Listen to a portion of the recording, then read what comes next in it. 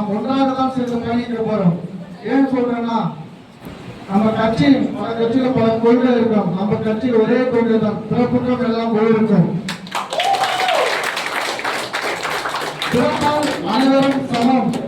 இங்க ஜாதி கிடையாது, மதம் கிடையாது, எதுவுமே கிடையாது. மனிதனால் பிறப்பால் என்ன சொன்னேன், இந்த கொள்கை எந்த கட்சியிலும் பார்த்திருக்க மாட்டீங்க.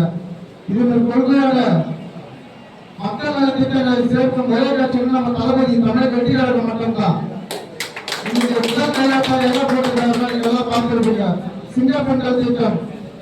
நீங்கள் இரவிலும் சரி, எந்த நேரத்திலும் சரி, பெண்கள் தைரியமாக நடமாடலாம்.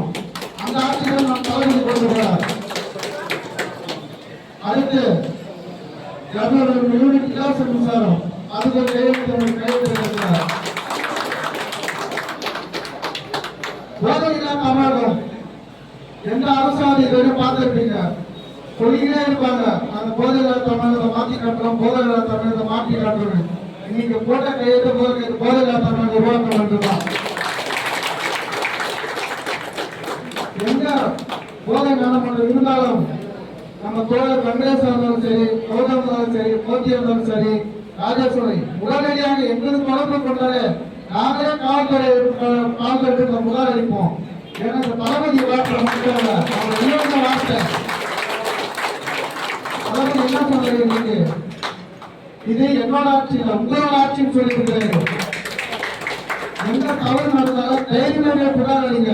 நாங்களும் நம்ம தோழர்களும் தளபதியை கண்டிப்பா நம்மளுக்கு எப்பவுமே உறுதுணையா இருப்பாரு. நம்ம கட்சியில் அனைத்து ஏன்னா காலையில நம்ம தொடர் சொன்னாரு, ஒரு 10 மணிக்கெல்லாம் இந்த விழா நடத்துறாங்க. இன்னைக்கு நைட்டு இந்த புரோகிராம் 30 ஆண்டுகள் உங்க தமிழக காப்பி எல்லாம் எந்த தலைவர் சொல்லுவாரு, ஒரே நாள் எழுதி சாத்தியம் கொஞ்சம் டைம் கொடுங்க. அவர் கொடுத்த தேர்தலுக்கு எல்லாத்தையுமே நிறைவேற்றி காட்டுவாரு. 5 வருடம் நிறைவேற்றி காட்டுவாரு. அடுத்த 5 வருடத்தில் தளபதி எங்கேயுமா ஓட்டு கேட்க வராத அளவுக்கு சிறப்பான ஆட்சி கொடுப்பாரு. ஏன்னா வீட்டில் உட்கார்ந்தாலும் நீங்க ஓட்டு போடுற அளவுக்கு ஆட்சி கொடுப்பாரு. கட்சியில் இணைந்த அனைத்து தோழர்களுக்கும் நன்றியை தெரிவித்துக் கொள்கிறேன். நன்றி.